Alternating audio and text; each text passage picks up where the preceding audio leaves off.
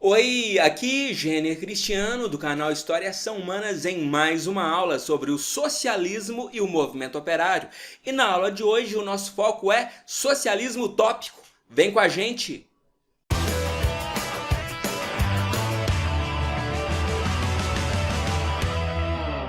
Bom, então deixa eu avançar aqui meus slides e nós chegamos ao tema que iremos discutir, que iremos analisar no dia de hoje, é o socialismo utópico.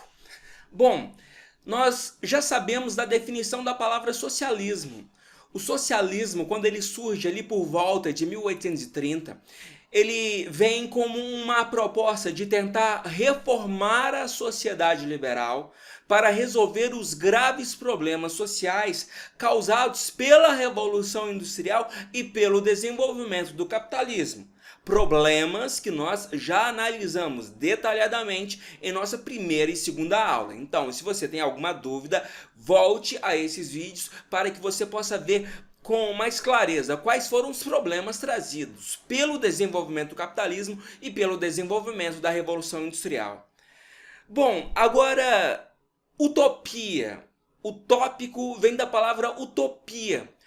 Utopia significa uma sociedade ideal, uma sociedade idealizada. Ou seja, uma sociedade ideal é aquela em que existe uma grande harmonia, uma grande solidariedade, ou seja, relações de ajuda mútua entre todos os membros da sociedade, construindo dessa forma uma sociedade com justiça e igualdade social. Esse nome que foi dado pelos historiadores, socialismo utópico, ele tem a sua origem em um livro de Thomas Moros, que foi escrito no ano de 1516 com o título Utopia. E nesse livro, Utopia, o Thomas Moros ele tenta representar uma república imaginária governada pela razão. E ele tem como objetivo contrastar essa república imaginária com os conflitos da política europeia da época. Naquele momento, o Thomas Moros ele tentava tratar de alguns assuntos específicos para a realidade da época, para a realidade daquele momento. Dentre esses temas, nós temos a guerra, a paz, as relações econômicas, as relações de poder, a colonização e o desenvolvimento da economia europeia. Neste livro, o Thomas Moros ele retrata muito a questão da corrupção e a ânsia pelo poder. É por isso que nessa república imaginária, nessa ilha que é a utopia, o dinheiro ele não tem valor. O dinheiro e as riquezas materiais elas não têm valor. Bom, viver em uma sociedade em que o dinheiro e os bens materiais não têm valor nenhum, isso é uma utopia. E se a gente buscar a origem grega da palavra utopia, a gente vai ver que ela significa lugar nenhum. Ou seja, não há lugar no mundo em que a riqueza e os bens materiais não tenham nenhum valor. Então, isso é considerado algo idealizado, algo harmônico, algo que é fundamentado na justiça e na igualdade social. E na concepção de Thomas Moros, isso não existia em lugar nenhum, e lugar nenhum é a utopia. Depois de fazer esse breve relato sobre o livro de Thomas Moros, nós podemos voltar ao socialismo utópico. Bom, por que o socialismo utópico recebeu esse nome, melhor dizendo? Bom, pelos seguintes motivos. Ele tinha a crença em um acordo entre operários e capitalistas. Ou seja, o capitalista, o dono do capital, ele seria convencido da desigualdade social, da miséria, da fome que os operários viviam e ele iria ceder naturalmente parte do seu patrimônio, das suas riquezas materiais, criando uma legislação trabalhista para fazer a vida desses operários algo melhor. Isso seria um acordo, ou seja, as duas partes harmonicamente chegam a essa decisão, sem a necessidade de conflitos, de guerras e de revoluções. Bom, o socialismo utópico ele também tem um aspecto de conciliação. Conciliação entre os princípios liberais, propriedade privada, livre concorrência e busca pelo lucro, junto com as necessidades do operariado, ou seja, redução da jornada de trabalho, licença maternidade, seguro-desemprego, previdência, que é a aposentadoria. Então, isso seria uma conciliação entre as necessidades do capitalista de um lado e as necessidades do operário do outro. Bom, e o socialismo utópico, ele também é uma forma de criticar a sociedade industrial, devido a toda a exploração a que os trabalhadores, de uma forma geral, estavam submetidos. Agora, vamos tentar perceber a realidade do mundo no século XIX. Bom, no século XIX nós temos uma expansão da industrialização a outros países, e essa expansão da industrialização vai ter como um de seus aspectos básicos a conquista de novos territórios fora da Europa. E aí quem vai sofrer, por exemplo, muito é a China. A Inglaterra, por exemplo, vai ser a grande responsável pela Guerra do Ópio. Ao vender ópio, que era uma droga extremamente danosa para a saúde da população chinesa, a Inglaterra forjou uma guerra com o objetivo de impor sobre a China a sua superioridade tecnológica, a sua superioridade militar e dominar o território chinês. E foi isso que aconteceu. Aí eu te pergunto, onde está o desejo de harmonia? Onde está o desejo de justiça e de igualdade social na conquista de um território extra-europeu com tamanha desumanidade, com tamanha falta de respeito, apenas com o objetivo de explorar o mercado, explorar a mão de obra do mercado e tratar a população local como se fosse um animal e não como se fossem seres humanos? Como falar, então, ainda da existência da escravidão que existia no Brasil no final do século XIX? Onde está a busca pela igualdade e justiça social?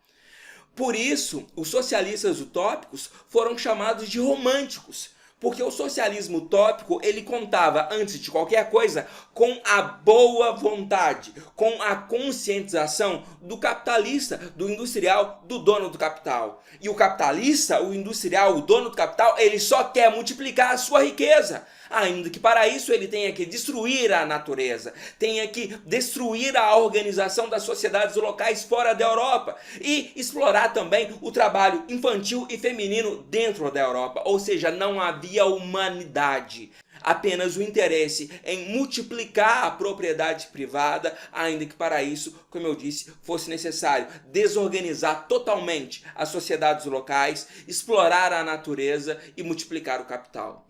Por isso, o socialismo utópico foi chamado de um socialismo romântico, porque ele não contava com a ação dos operários, ele não contava com a ação do operariado, apenas com a boa vontade dos capitalistas. Havia capitalistas interessados em reformar a sociedade? Sim, nós veremos, inclusive, na nossa próxima aula, alguns dos principais representantes do socialismo utópico, mas eles eram minoria. A grande maioria dos capitalistas, dos industriais, com o apoio de seus estados, não tinha o menor interesse em melhorar a vida dos trabalhadores, dentro e fora da Europa. Um forte abraço, pessoal, até a nossa próxima aula e não se esqueça de deixar o seu like, o seu comentário e compartilhar essa aula nas redes sociais. Isso ajuda a gente demais. Oi, aqui Jenner Cristiano do canal Histórias São Humanas e na aula de hoje sobre socialismo e movimento operário nós vamos falar especificamente sobre os principais representantes do socialismo utópico. Vem com a gente!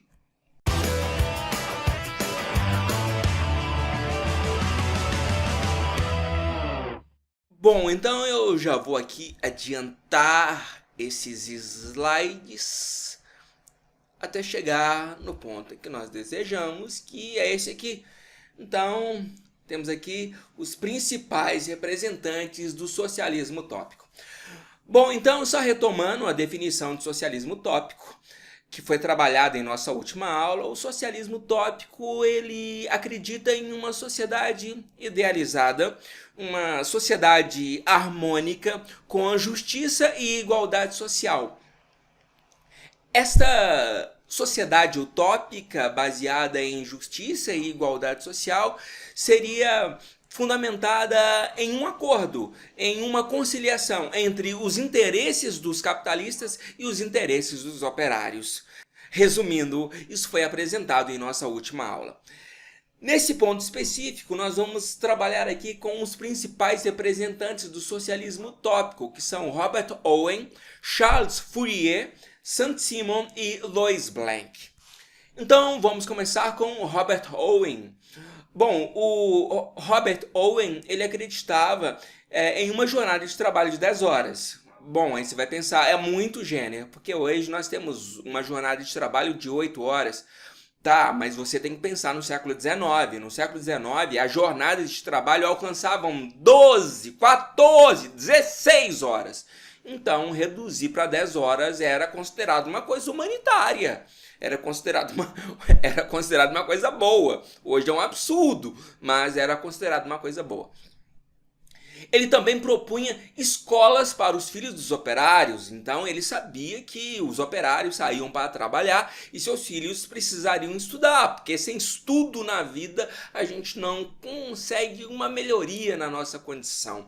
Então ele considerava que era necessário escolas para que os filhos dos operários pudessem ter uma instrução que pudesse melhorar a vida deles no futuro.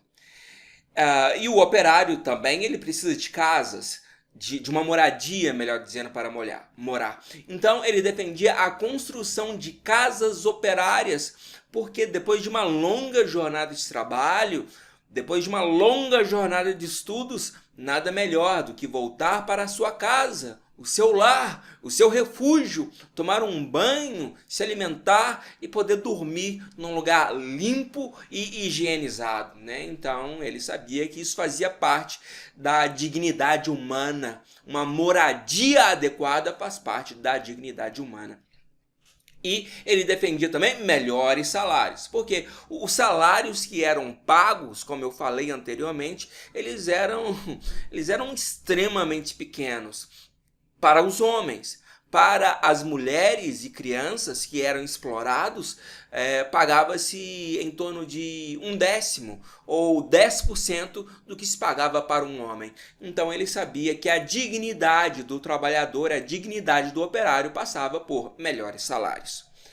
Bom, e como nós podemos ver aqui, isso é uma doação, isso é uma conscientização por parte do capitalista. Não tem nenhuma conquista, nenhuma ação por parte dos operários aqui. Ou seja, se o operário não contasse com a boa vontade do capitalista, do industrial ou do Estado, ele estava em maus lençóis, para não dizer outra coisa.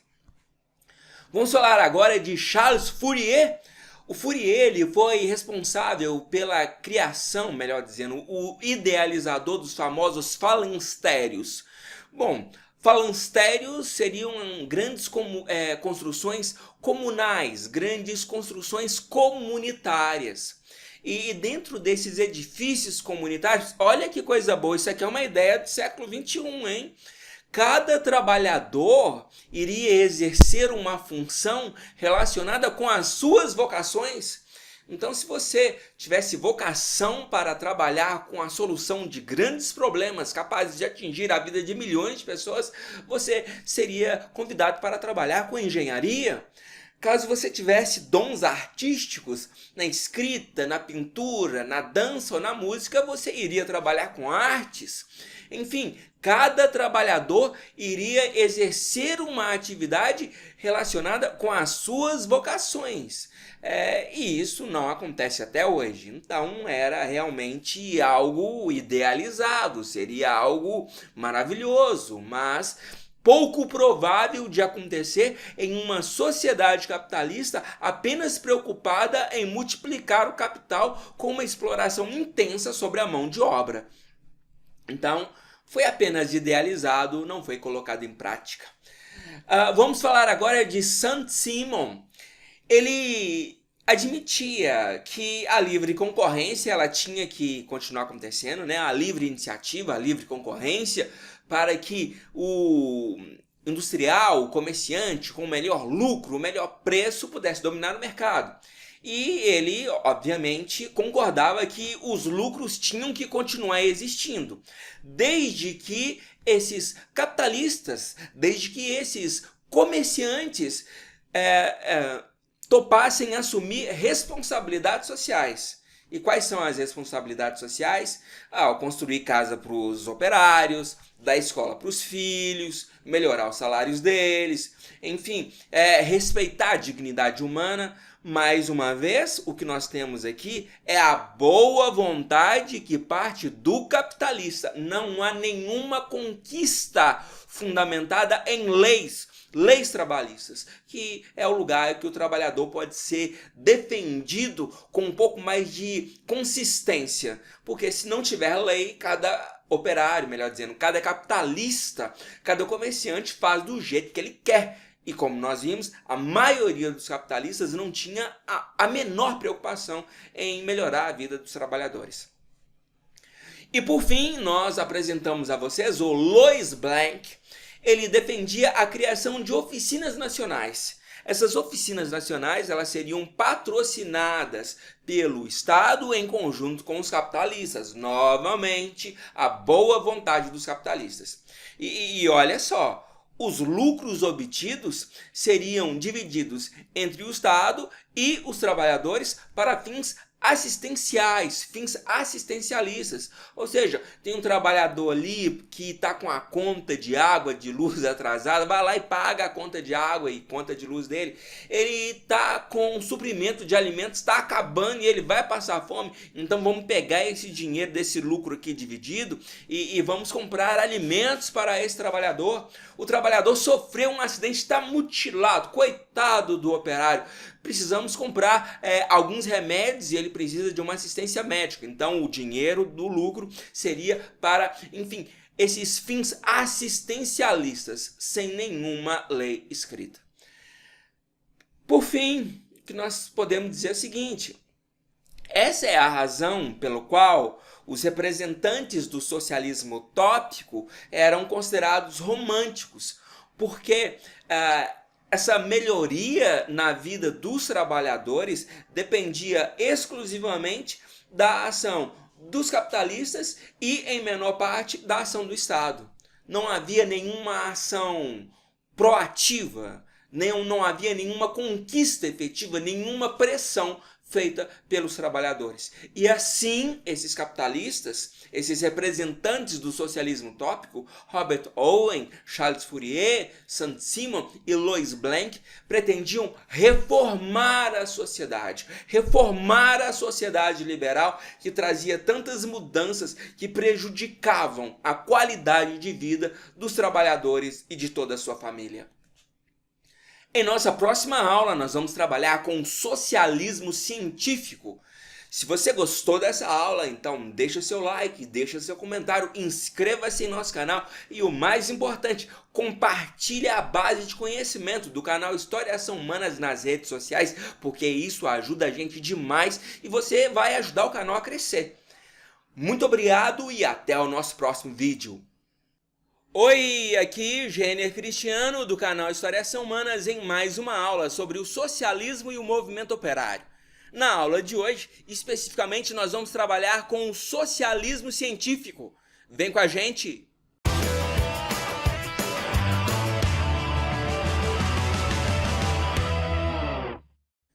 Bom, pessoal, então nós começamos hoje os nossos estudos sobre o socialismo científico. Bom, quando falamos em socialismo científico, logo nós conseguimos concluir que se trata de uma análise científica da sociedade. Uma análise científica na medida em que Marx e Engels, sobretudo Karl Marx, vai criar uma série de conceitos, uma série de categorias para compreender o funcionamento da sociedade, desde a Idade Antiga, passando pela Idade Média, até a Idade Moderna e o momento da história contemporânea, da Revolução Industrial, da sociedade industrial. Marx vai se utilizar da filosofia, da sociologia, da história, da economia para criar conceitos, para criar categorias, para compreender a evolução da história. Sobretudo, ele tem um particular interesse em compreender o funcionamento do capitalismo. tanto na sua parte econômica, na sua parte social e na sua parte política. Por isso, nós falamos em socialismo científico. São métodos das ciências humanas, das ciências econômicas, com o objetivo de compreender o funcionamento da sociedade e, fundamentalmente, como eu acabei de falar, o funcionamento do capitalismo. Marx pretende compreender as engrenagens, as peças específicas que fazem com que o capitalismo funcione, com o objetivo de superá-lo posteriormente. Quando falamos em socialismo científico, a proposta apresentada por Marx e Engels é de uma revolução. Quando falamos em revolução, nós estamos falando de uma temporalidade histórica. Revolução quer dizer mudança, mas não aquela mudança lenta, aquela mudança gradativa. Quando falamos em revolução, estamos falando em uma mudança radical, em uma mudança violenta, em uma ruptura na forma de funcionamento da sociedade. E para Marx, quem iria propor, quem iria realizar essa revolução, essa profunda modificação no funcionamento da sociedade, eram os operários, era a revolução do proletariado. Porque, na concepção dele, era impossível continuar vivendo muito tempo na sociedade capitalista devido ao seu intenso grau de exploração sobre a população, sobretudo os mais pobres, sobretudo os trabalhadores, no campo e na cidade. O socialismo científico, ele vai apresentar um contraste entre o mundo idealizado do socialismo utópico e o mundo real. Bom, para os pensadores do socialismo utópico, era possível modificar o capitalismo, reformar o capitalismo e a sociedade industrial a partir da boa vontade do capitalista, do proprietário de terras, com uma pequena ajuda do Estado. A mudança iria ocorrer, sobretudo, a partir de ações filantrópicas, de ações de boa vontade, a partir da solidariedade do capitalista que iria continuar vivendo com a sua propriedade privada, com o seu lucro, na livre concorrência, no livre mercado, mas atendendo alguns interesses dos operários e dos trabalhadores. Para Marx, isso era um mundo idealizado, porque o mundo real que ele via na Europa em meados do século XIX era um mundo completamente diferente. Era um mundo caracterizado por uma exploração intensa da mão de obra do trabalhador. Era um mundo caracterizado pela exploração do trabalho feminino e infantil, em que mulheres e crianças ganhavam 1/10 do que se ganhava um homem adulto. O que ele estava vendo eram as ações do imperialismo, a conquista da Ásia e da África pelos principais países europeus e a total subjugação tecnológica e militar dos povos que estavam sendo dominados. Então, para Marx, era necessário romper com esse mundo idealizado do socialismo utópico e partir para o mundo real. E o mundo real era cruel, o mundo real era violento, era desumano. E era necessário criar uma proposta política, econômica e social para superar esse mundo real, esse mundo desumano, esse mundo caracterizado pela exploração. E nesse caso, eu estou falando do capitalismo e da sociedade industrial. A teoria do socialismo científico é uma teoria que ela é evolucionista. Bom, quando falamos em evolucionismo, basta que você se lembre de Charles Darwin e a publicação da Origem das Espécies, no ano de 1859. O evolucionismo de Charles Darwin deu às ciências humanas uma série de parâmetros para a sua constituição. E Marx vai beber nas águas dessas teorias evolucionistas. E na concepção dele, o capitalismo era apenas um momento de passagem, porque um mundo mais evoluído era aquele em que não existia propriedade privada, porque a propriedade privada era a causa de todos os males, de todas as mazelas, de toda a pobreza, de toda a exploração, de toda a desigualdade que existia. Então, dentro da sua teoria evolucionista, o próximo passo, a fase superior da organização social, seria aquela em que nós teríamos o fim do capitalismo e o fim da propriedade privada, em que a riqueza seria igualitariamente distribuída entre todas as pessoas, em que a busca pelo lucro não seria a principal finalidade da população, a principal finalidade das pessoas, mas sim uma sociedade justa, equilibrada e igualitária. Bom, quando falamos em socialismo científico, nós estamos falando especificamente de Marx, Karl Marx e Friedrich Engels. Eles viveram na Alemanha, acabaram se conhecendo e Engels foi ele era um burguês, ele foi um dos principais patrocinadores de Marx. Marx precisava de tempo para estudar, para escrever, para propor a sua teoria, e ele contou em grande parte com o auxílio econômico, com o auxílio material de Engels. Marx é o principal idealizador do socialismo científico, e por vezes o socialismo científico também é denominado, também é designado como um marxismo.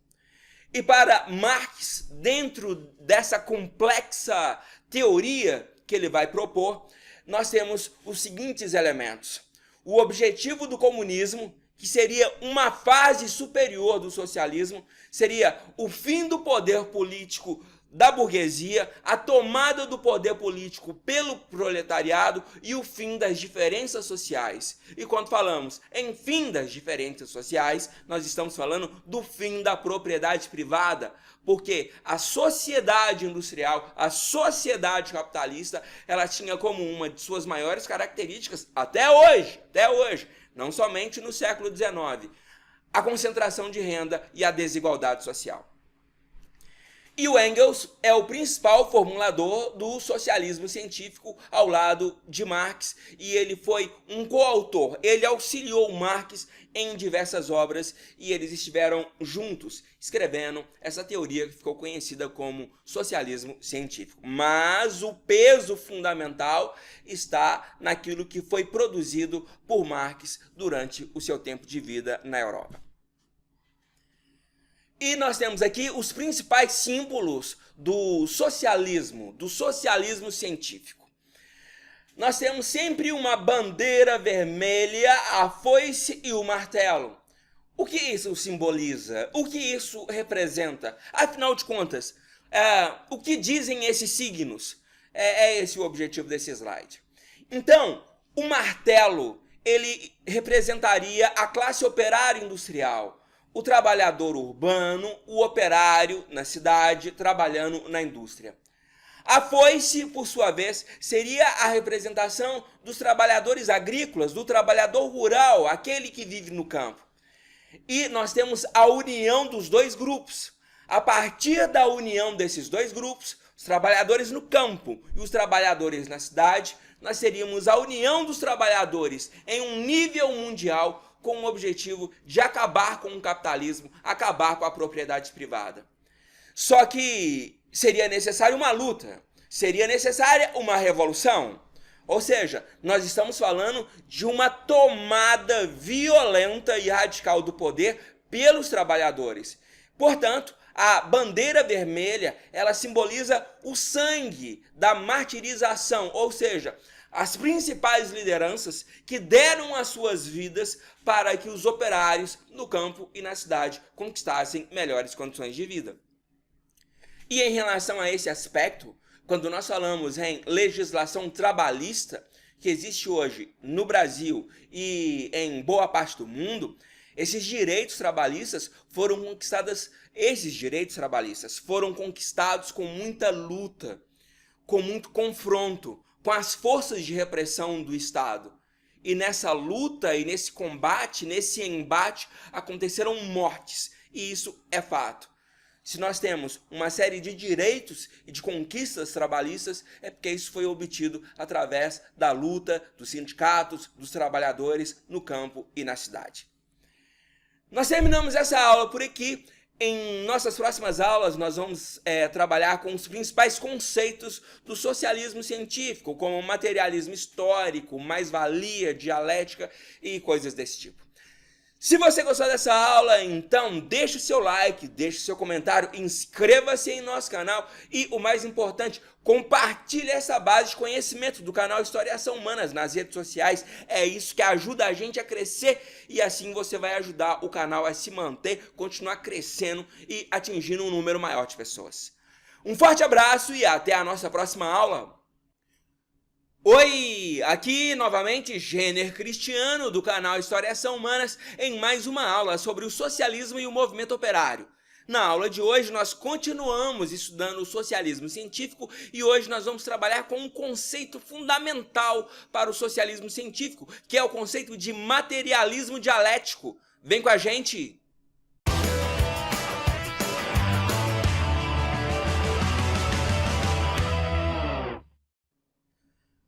Bom, então vamos começar a nossa aula e hoje nós vamos trabalhar com uma categoria, com um conceito que é fundamental para o socialismo científico e para o marxismo, que é o método dialético, também conhecido como materialismo dialético. Bom, Marx vai partir de uma crítica a um filósofo chamado Hegel e ele vai criticar a dialética hegeliana. Segundo Marx, a dialética hegeliana ela era fundamentalmente baseada nas ideias, o mundo idealizado, o mundo das ideias. E segundo Marx, esse método ele seria incompleto porque ele não tem base material. Para Marx, era necessário criar um novo método dialético, um método dialético que levasse em consideração uma análise sobre a condição material da constituição das sociedades humanas. Bom, em outras palavras, quando nós falamos em uma organização social, quando falamos em um mundo humano, as nossas relações políticas, econômicas e sociais, elas são construídas a partir de uma base material. Sem essa base material, nós não temos uma constituição de uma sociedade humana, das instituições humanas. Por isso, Marx vai propor o método dialético ou o materialismo dialético, que, segundo ele, seria uma colocação da dialética hegeliana de ponta cabeça, porque seria uma inversão total, uma inversão que sai do mundo das ideias e vai para o mundo material, para a base material, onde as relações sociais são construídas e constituídas. Esse exemplo ele vai ficar mais fácil, melhor dizendo, o entendimento desse conceito vai ficar mais fácil a partir desse exemplo que eu criei aqui. Claro, é uma simplificação, tá? É uma simplificação do materialismo dialético, baseado em condições do nosso dia a dia e que nós somos capazes de compreender, e eu acho que fica melhor explicar assim. Então vamos lá. Quando nós falamos no método dialético, no materialismo dialético, nós temos sempre esses três elementos: a tese, a antítese e a síntese. O que seria a tese? A tese seria o primeiro elemento de uma proposição, seria uma primeira realidade. E a antítese seria a negação, a oposição da tese. Ou seja, é uma proposição antagonista, contrária à tese. Esses dois elementos estão em uma relação de tensão constante, estão dialogando constantemente. A antítese, ela se desenvolve dentro da tese. E a partir do conflito, da relação constante entre tese e antítese, nós teríamos a construção de um elemento totalmente novo, que seria a síntese. A síntese ela não seria a tese, a síntese não seria a antítese. A síntese seria um elemento completamente novo, criado a partir da tensão do conflito entre tese e antítese. Bom, vamos a um exemplo prático. Estamos falando de um mundo material, talvez a maior parte de vocês, dos jovens, nunca tenham ouvido falar de uma coisa chamada videolocadora. É uma coisa bem antiga. O que era uma videolocadora? A gente ia numa loja chamada videolocadora para locar fitas de VHS, e nessas fitas de VHS nós tínhamos filmes, séries, documentários e shows. E essa é a base material da videolocadora. Você deveria estar lá presencialmente. Você teria que comparecer na locadora, alugar a fita de VHS, levar para sua casa, assistir, rebobinar a fita de VHS, voltar na videolocadora e fazer a entrega. Ou seja, era uma coisa muito chata, para falar a verdade. Então, a videolocadora seria a nossa tese, o nosso primeiro elemento da proposição.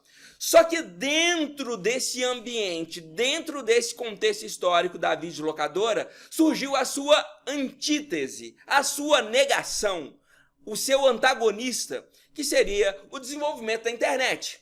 A internet, nos tempos pré-históricos, era pela linha telefônica, né? Tinha aqueles pulsos telefônicos. Aqui na minha casa eu só podia usar a internet de madrugada. E vejam que absurdo!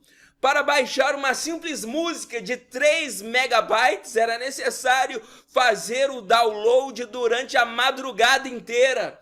Hoje você faz isso em 1 segundo com a internet de banda larga. Enfim, são os tempos da pré-história da internet. Bom, só que a internet, e sobretudo a internet de banda larga, ela cresceu, ela se desenvolveu no mesmo ambiente da videolocadora. Bom, a internet é uma tecnologia que permite o acesso a dados, o acesso a informações, sem que você precise estar presencialmente ali. As informações, elas podem ser obtidas a partir de uma rede mundial de computadores, e estamos falando de dados, estamos falando de bits, de informações eletrônicas que são transmitidas através da rede, e nesse exato momento, uma série de informações estão cruzando o horizonte sem que nós possamos ver. Bom, isso aqui é uma tecnologia, e uma tecnologia ela precisa de uma aplicação. O que aconteceu? Surgiu uma empresa chamada Netflix. A Netflix percebeu que era possível disponibilizar o serviço de locação de filmes, de séries, de documentários, de shows, através dessa tecnologia usando a internet. Só que quando você assina a Netflix, é um serviço virtual.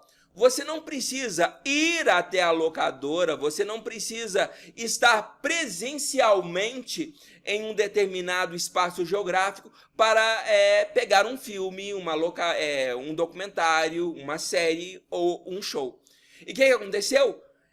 A Netflix, a tecnologia desenvolvida pela Netflix, quebrou a locadora. A locadora não existe mais.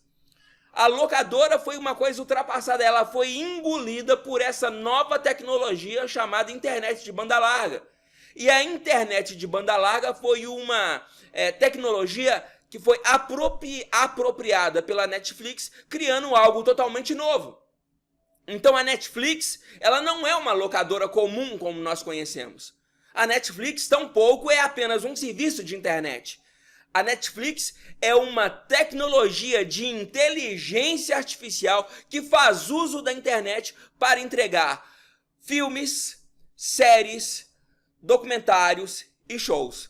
Ou seja, a locadora morreu através do desenvolvimento da internet, da tecnologia de internet que cresceu dentro do mesmo ambiente. Ou seja, nós temos a tese, que é a locadora, a antítese, que é a tecnologia de banda larga, e a antítese, nesse caso, é a negação da locadora, porque foi essa tecnologia que permitiu a destruição desse ambiente chamado locadora de vídeos. E aí nós temos o surgimento de algo completamente novo, que é a Netflix. E como eu falei, a Netflix não é somente uma locadora. Ela destruiu a locadora. A Netflix não é somente uma tecnologia baseada na internet, é uma tecnologia de inteligência artificial, ou seja, é algo superior à internet de banda larga.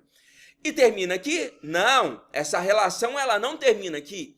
A Netflix ela passa a ser a nossa nova tese, porque a Netflix ela desenvolveu uma tecnologia que hoje ela é copiada por outras empresas. Então nós temos o Telecine Play, que está concorrendo com a Netflix, nós temos o serviço de streaming da Disney, que quer concorrer com a Netflix, e tantos outros serviços que têm como objetivo acabar com a Netflix. Então a Netflix vai ter que se desenvolver para encarar essa concorrência, ou seja, é uma relação constante de tensão, de conflito, de elementos contrários que se chocam. E dentro da teoria marxista, isso aqui é uma teoria evolucionista, isso aqui é a evolução da sociedade.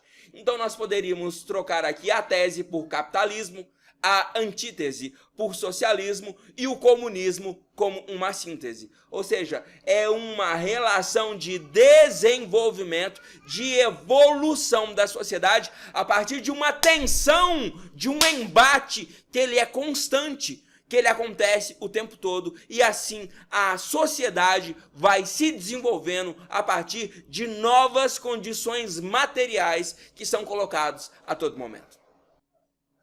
Em nossas próximas aulas, nós vamos trabalhar com os outros conceitos do socialismo científico.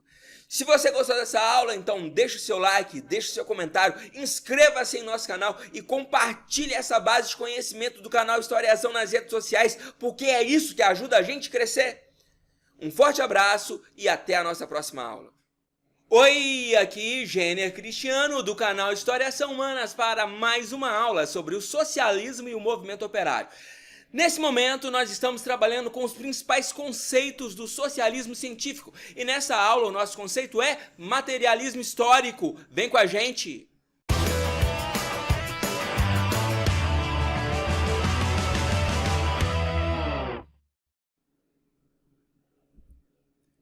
Bom, então vamos começar a nossa aula. Hoje nós vamos trabalhar com o materialismo histórico, lembrando que o materialismo histórico também é chamado de materialismo dialético. Nós já estudamos o método dialético em nossa aula anterior e agora a gente vai focar a nossa atenção no materialismo histórico, um dos conceitos fundamentais para o pensamento marxista, para o socialismo científico. Então vamos lá. Quando nós falamos em materialismo histórico, nós estamos levando em consideração a seguinte consideração. A história do homem é feita a partir de relações materiais. É impossível pensar a história da humanidade sem levar em consideração essas condições materiais. Para Marx, só é possível compreender a história, analisar a história e modificar a história a partir do momento que você entende que essa história da humanidade é construída a partir de uma base material, por meio de fatos materiais. É importante levar em consideração que o pensamento filosófico de Marx tem um objetivo prático e político. Ele tem como objetivo modificar o mundo, modificar a sociedade. Uma sociedade que era capitalista, uma sociedade de pleno desenvolvimento da Revolução Industrial, caracterizada pela desigualdade, pela exploração da mão de obra das camadas mais pobres. Então, Marx escreve com esse objetivo em mente, modificar a sociedade, modificar a estrutura de funcionamento da sociedade. E dentro desse conceito do materialismo histórico, Marx vai dizer o seguinte: as condições materiais de vida são decisivas para a história. É impossível pensar qualquer tipo de organização social sem essas relações materiais. Vamos a um exemplo. Quando os portugueses conquistaram a América Portuguesa, começaram a colonizar o Brasil. Bom, eles estavam em busca de metais preciosos, principalmente ouro e prata. Eles encontraram esse ouro e essa prata logo de cara? Não. Tiveram que se contentar com a exploração do pau-brasil. Estamos falando, portanto, de uma base material. Depois de explorar o pau-brasil, os portugueses introduziram aqui na América Portuguesa, aqui no Brasil, a exploração, o cultivo do açúcar, da cana-de-açúcar. Estamos falando de uma outra base material que determinou por muito tempo o funcionamento da sociedade colonial no Brasil. Posteriormente, nós tivemos a descoberta das minas de ouro e diamantes aqui no sertão de Minas Gerais, e isso modificou completamente as relações políticas, econômicas, sociais e culturais que Portugal estabelecia com a sua colônia. Posteriormente, quando o Brasil já era independente, qual foi o nosso principal produto, o produto mais valioso, a base material de sustentação da nossa sociedade? O café. Então, para Marx, as condições de vida, aliás, as condições materiais de vida são decisivas para o funcionamento da história. As condições materiais determinam, em última instância, as condições políticas, sociais, econômicas e culturais. É impossível pensar qualquer tipo de organização humana, qualquer tipo de instituição humana que não seja caracterizada, que não tenha como um elemento fundamental as bases materiais de produção. Pare e pensa bem. Se tem alguém à toa dentro da sua casa, alguém está trabalhando para pagar as contas. Não existe almoço de graça. Sempre tem alguém trabalhando para pagar a sua conta. Então, se você, nesse momento, está em um cursinho pré-vestibular online ou presencial, você precisa de tempo, óbvio, você precisa de tempo para estudar. E se você está tendo todo esse tempo para estudar, e se tem alguém pagando o seu cursinho online ou presencial, nós estamos falando de condições materiais de vida. Então, essa é a essência do materialismo histórico. As condições materiais determinam toda a organização, todo o desenvolvimento de uma sociedade. Vamos a um outro exemplo aqui. Pare e pensa que você é um filósofo vivendo na Grécia Antiga. Ora, meu amigo, minha amiga, na Grécia o trabalho era escravo. Então, os escravos estavam trabalhando, enquanto os cidadãos gregos tinham todo o tempo livre do mundo para desenvolver a filosofia, para desenvolver a política, a democracia, para se dedicar à guerra, porque tinha alguém trabalhando por eles, os escravos. E em uma sociedade dominada pelo trabalho escravo, não existe a menor preocupação em melhorar, em desenvolver as técnicas de produção. Porque as outras pessoas que dominam a superestrutura da sociedade, os cidadãos, nesse caso, eles não precisam trabalhar. Então, se eles não precisam trabalhar, eles não têm a menor preocupação em melhorar as técnicas de trabalho. Ou seja, o pensamento é influenciado pelas relações materiais da sociedade. Para Marx, nós podemos dividir a sociedade basicamente em duas partes: a base e a superestrutura. Qual é a base da sociedade? As relações materiais, as relações econômicas e as relações sociais. Ou seja, a forma como as pessoas encontram para produzir alimentos, para produzir as suas roupas, a forma como esses produtos são comercializados, os ganhos econômicos que você obtém com essas atividades e as relações sociais, as relações familiares que são criadas a partir dessas bases. E a superestrutura seria algo mais abstrato, por assim dizer. É o modo de pensar da sociedade. São as instituições políticas, poder executivo, legislativo e judiciário, né? São as leis que são produzidas, a religião ou as religiões, a moral, a arte, a filosofia e o desenvolvimento da ciência. Bom, essa superestrutura, ela só pode existir a partir dessa base material. Caso contrário, a superestrutura ficaria pairando no ar sozinha. Não, ela precisa de pilares, ela precisa de bases. E a base dessa superestrutura, das formas de pensar, das instituições políticas, das leis, da religião, é a base material. Sem base material, não é possível desenvolver qualquer tipo de organização social complexa. Pare e pensa, por exemplo, nos conflitos que existem no Oriente Médio. Ora, Qual é o valor material do Oriente Médio? O que faz do Oriente Médio uma região do mundo tão conflituosa, tão disputada? Disputas políticas, disputas religiosas, disputas econômicas. Ora, meu amigo, o Oriente Médio tem petróleo. É a base material do mundo em termos de riqueza. Então, sem essa base material, é impossível pensar na superestrutura, nas organizações políticas, na religião, na moral, na arte, na filosofia. Porque tudo isso aqui que eu estou falando, em termos de superestrutura, isso necessita de uma base material para ser desenvolvida. Para e pensa. Se você é um sertanejo que está passando fome em um local de difícil acesso onde falta água, qual é a sua principal preocupação?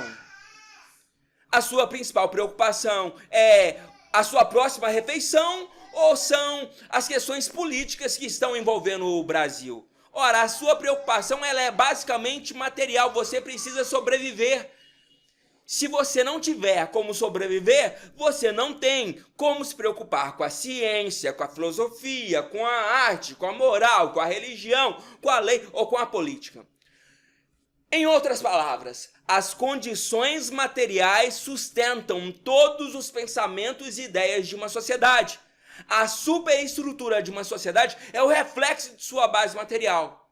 E pensando aqui em termos do método dialético, base e superestrutura estão em conflito, estão em tensão, estão se relacionando o tempo todo. E é essa relação conflituosa, essa tensão entre base e superestrutura é que gera o desenvolvimento da sociedade. Então, esse é o nosso conceito de hoje, o materialismo histórico. Se você gostou, deixa seu like, deixa seu comentário, inscreva-se em nosso canal e ajuda a gente compartilhando essa base de conhecimento do canal História São Humanas nas redes sociais. Um forte abraço e até o nosso próximo vídeo.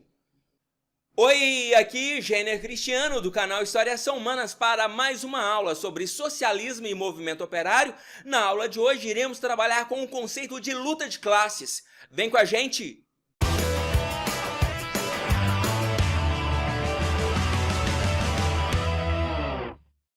Bom, então vamos começar a nossa aula e hoje iremos trabalhar especificamente com um outro conceito fundamental para o marxismo, para o socialismo científico, que é o conceito de luta de classes. Bom, segundo Karl Marx, a história do homem é a história da luta de classes. Do ponto de vista de Marx, o motor da história é a luta de classes. Ou seja, o que faz a sociedade se modificar, o que faz a sociedade evoluir, o que faz com que a sociedade se transforme é a luta de classes. Na concepção de Marx, a classe dominante numa sociedade determina o que é certo e o que é errado. Por exemplo, na Antiguidade Clássica, considerava-se uma coisa certa a escravidão. A escravidão também existiu nos tempos modernos, principalmente aqui na América, e a escravidão permitia que homens fossem propriedade de outros homens. Esse tipo de mentalidade aqui do grupo dominante estabelecia que as famílias dos escravos poderiam ser separadas, que as escravas poderiam ser violentadas pelos seus senhores, que os escravos poderiam ter seus corpos dilacerados até a morte pelos seus senhores. Ou seja, é o grupo dominante que estabelece os padrões éticos e morais a serem aceitos dentro de uma sociedade.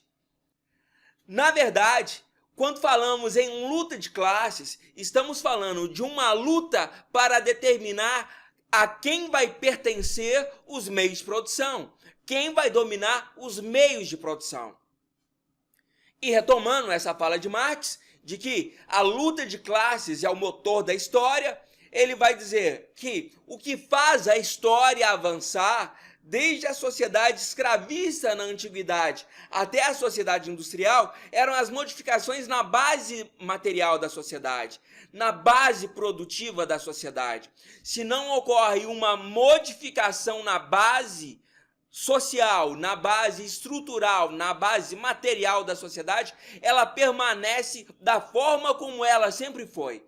E é essa luta constante entre os grupos opostos que faz com que a história avance e faz com que a sociedade se transforme.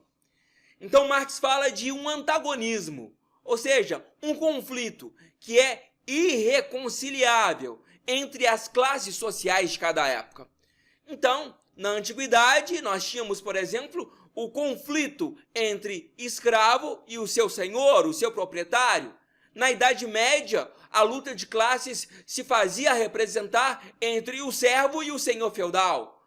E na sociedade industrial, nós temos o conflito entre o capitalista e o operário. E segundo Marx, a classe dominante, aquela que domina a superestrutura, ela jamais abriria mão de seus privilégios de forma voluntária. E dessa forma, uma modificação só iria ocorrer através de uma luta, de uma revolução, ou seja, de um ato de violência entre esses grupos que são antagônicos. Vamos pegar como exemplo o Império Romano. Bom, o Império Romano foi um dos mais poderosos, ou o mais poderoso império da antiguidade, melhor dizendo. E o Império Romano herdou todo o conhecimento da organização política e da filosofia dos gregos. Além disso, o Império Romano desenvolveu um sistema jurídico, um sistema de leis que influencia a nossa legislação até os dias de hoje. E o que os romanos fizeram com todo esse poder? Por acaso eles tiveram o interesse de levar todo esse desenvolvimento civilizacional para os povos vizinhos? Não! Os povos vizinhos eram considerados bárbaros, aqueles que não tinham, que não compartilhavam da cultura romana. E o que os romanos fizeram com os bárbaros? Invadiram, pilharam, saquearam, mataram seus homens, violentaram suas mulheres, mataram as suas crianças e aplicaram um pesado sistema de cobrança de impostos. Ou seja, Roma teve as condições necessárias para levar melhores condições de vida para os povos vizinhos, para os povos bárbaros, e eles não fizeram isso. Séculos depois, o que os bárbaros fizeram? Invadiram violentamente e destruíram, arrasaram, dilaceraram com o Império Romano. Porque a classe privilegiada do Império Romano não teve interesse em compartilhar com as camadas mais pobres, com as camadas mais necessitadas, toda a riqueza, todo o desenvolvimento que existia. Podemos pegar como exemplo também a sociedade europeia, especificamente a sociedade francesa. Membros do clero e da nobreza eram enriquecidos, podiam estudar, ter suas festas, beber seu vinho, usar o seu perfume, enquanto a população, os plebeus, eram explorados até o seu último fio de cabelo. E quando entrou em discussão a possibilidade de distribuir a cobrança de impostos para toda a população, clero e nobreza, os grupos privilegiados, disseram: não vamos pagar os impostos. E aí, qual foi a reação do grupo explorado? Do proletariado, melhor dizendo, dos plebeus, dos servos, dos camponeses e dos trabalhadores? Uma violenta revolução que modificou completamente a base, a organização da sociedade francesa. E a Revolução Francesa, ela foi tão emblemática, ela foi um símbolo tão intenso que tivemos não apenas a modificação da sociedade francesa, mas também a modificação de toda a sociedade europeia. E quando Napoleão Bonaparte chega ao poder, ele vai levar a Revolução Francesa para outras partes da Europa e nós teremos reflexos, inclusive, nos processos de independência da América Latina, a independência da América Portuguesa e a independência da América Espanhola. Ou seja, é a mudança na base material, na base de produção da sociedade, que faz com que a história avance, que faz com que a história se modifique. Por isso, para Marx, a história da humanidade é a história da luta de classes. E essa luta de classes só iria acabar quando tivéssemos o fim da exploração de um grupo sobre o outro. quando esse momento chegasse, não teríamos mais esse conflito, essa tensão entre as classes sociais. Nós finalizamos mais uma aula sobre o socialismo científico e, na nossa próxima aula, nós vamos trabalhar com o conceito de mais-valia, outro conceito fundamental para o marxismo, para o socialismo científico. Se você gostou dessa aula, então aperta o botão de like, inscreva-se, ative o sininho e, o mais importante, se você quer ajudar a gente a crescer, se você quer ajudar o canal Historiação Humanas a crescer, compartilha nas redes sociais a nossa base de conhecimento. Muito obrigado e até o nosso próximo vídeo. Oi, aqui Gêner Cristiano do canal Historiação Humanas em mais uma aula sobre o socialismo e o movimento operário. Na aula de hoje, nós vamos trabalhar com mais um conceito do socialismo científico. O conceito de hoje é mais-valia. Vem com a gente!